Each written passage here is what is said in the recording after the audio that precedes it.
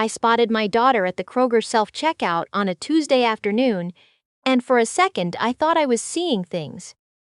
She was wearing her old green jacket, the one with the frayed cuffs she'd had since college, and she was digging through her purse like she was looking for something important.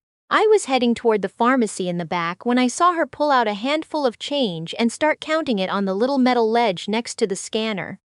Nickels, dimes, a few quarters. She was buying a can of soup and a box of crackers, and she was counting change to pay for it. My daughter, 42 years old, a licensed physical therapist with 17 years of experience. I stopped walking. She hadn't seen me yet. I watched her for a moment, just long enough to feel something cold settle in my chest, and then I walked over and said, "Sweetheart." She looked up, and the expression on her face in that half second before she composed herself told me everything I needed to know. It was shame. Pure, quiet shame. Then she smiled and said, "Mom, hi, what are you doing here?" "Shopping," I said. "What are you doing?" "Just grabbing a few things." I looked at the 2 items on the belt. I looked at the change in her hand. I said, "Where's the Subaru?" She opened her mouth, closed it. Then she said, very quietly, "Can we not do this here?" We did it in my car in the parking lot, with the heat running because it was February, and the sky was the color of old concrete. She sat in the passenger seat and stared at her hands for a long time before she started talking, and when she did, it came out in this flat, even voice that scared me more than tears would have. Her husband, I'll call him my son-in-law, and I'll leave it at that, because I don't want to give him more than he deserves, had been controlling their finances for the past 8 months. It started gradually, the way she described it. First, he said they should consolidate everything into one joint account to make bill paying simpler. She thought that was reasonable. Then he said her debit card wasn't working, and he'd handle groceries for a while. Then her direct deposit, which had been going into their joint account, suddenly wasn't showing up the way she expected, and every time she asked about it, he had an explanation. The account was overdrawn. There was a hold. He'd transferred it to cover the car insurance. She believed him because she'd been believing him for 11 years. By the time I saw her at the Kroger, he had her paycheck going directly to an account she didn't have access to. He gave her $40 a week for personal expenses. He drove the Subaru, the car that was in her name, that she'd been making payments on for 3 years because his truck needed repairs. His truck had needed repairs since October. She had $40 a week and a bus pass. I sat there and listened to all of it without saying a word, because I've learned that you have to let people finish when they're finally telling you something they've been holding for a long time. But my hands were shaking. I had them folded in my lap, and they were shaking. When she finished, I asked her one question. I said, "Does he know where you are right now?" She said, "He thinks I'm at work." I said, "Okay." Then I asked her the question I was almost afraid to hear the answer to. I said, "What about Callie?" Callie is my granddaughter. She was 8 years old at the time, 3rd grade. She likes horses and strawberry ice cream and those little felt tip markers in every color. She is the best thing in a long line of good things. My daughter looked out the windshield and said, "He's never hurt her. He's not that kind of mean." "What kind of mean is he?" She thought about that. The kind that makes you feel stupid for noticing. I drove her home that day, to my house, not hers. I told her I'd explain later if anyone asked. She didn't argue. I think she was too tired to argue. That night, after Callie was asleep on the pull-out sofa in my craft room, I sat at my kitchen table with a cup of tea, and I made a list. I am 63 years old, and I have learned that when something feels enormous and impossible, you make a list, and you start at the top. So that's what I did. I wrote down everything my daughter had told me. The account number she'd seen on a statement before he started hiding them. The name of his employer, the address of the house they were renting, a 3-bedroom in a subdivision about 12 miles from me, a house my daughter had found and applied for, and whose lease was in both their names. I wrote down what she'd said about her direct deposit and the account redirect, because in 31 years of working in hospital billing, I know a few things about how money moves and where it goes. The next morning, before my daughter was even awake, I called my attorney. I've had the same attorney for 20 years. A woman named Ms. Fowler who has the kind of voice that makes you feel like the situation is already handled. I told her everything. She listened without interrupting, and then she said, "Get her in here today if you can." We went that afternoon, all three of us.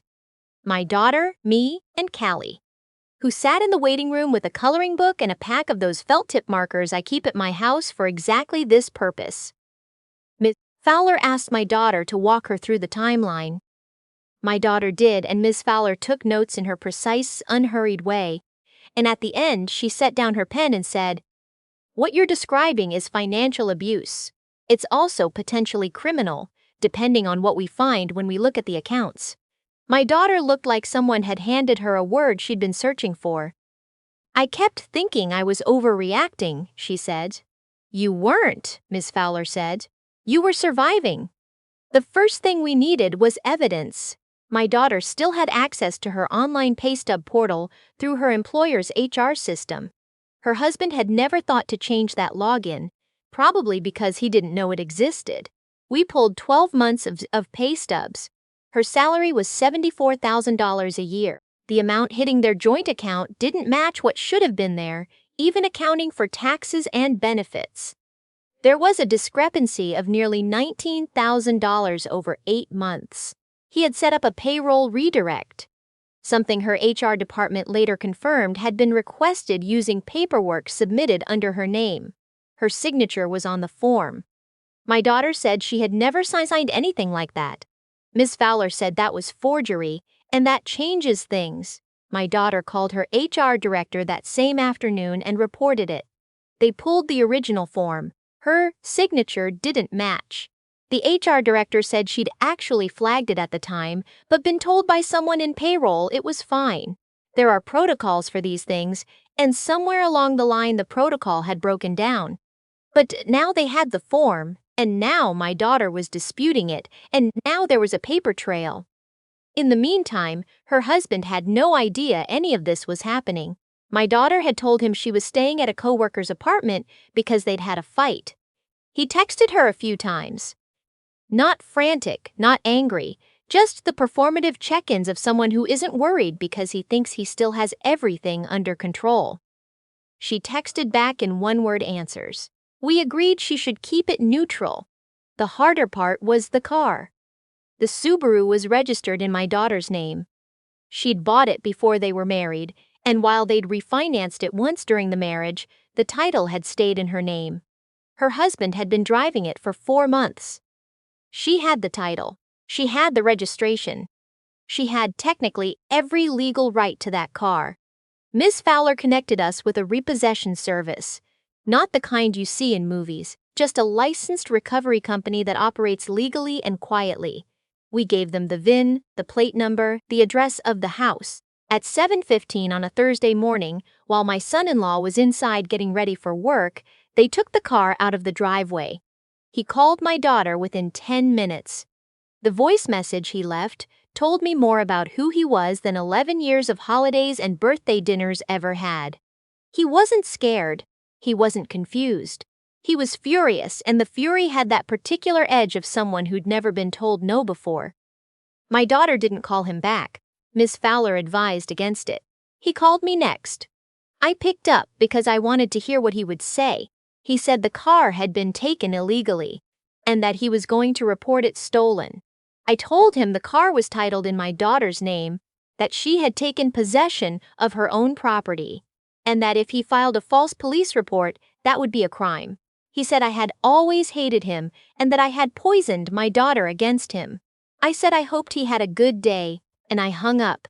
We filed for divorce that Friday. My daughter was the petitioner. Among the requests, full custody of Callie, return of diverted marital wages, and a forensic accounting of the joint account activity over the preceding 12 months. He got a lawyer, of course.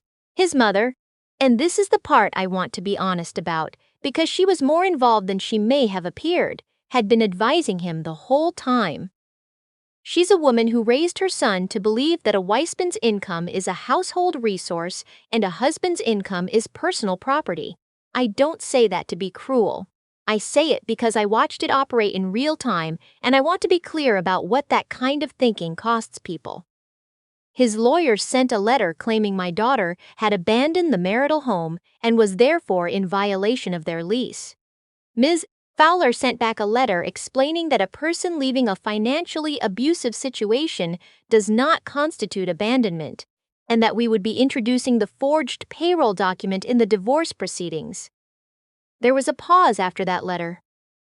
About 4 days of silence. Then his lawyer requested a settlement conference.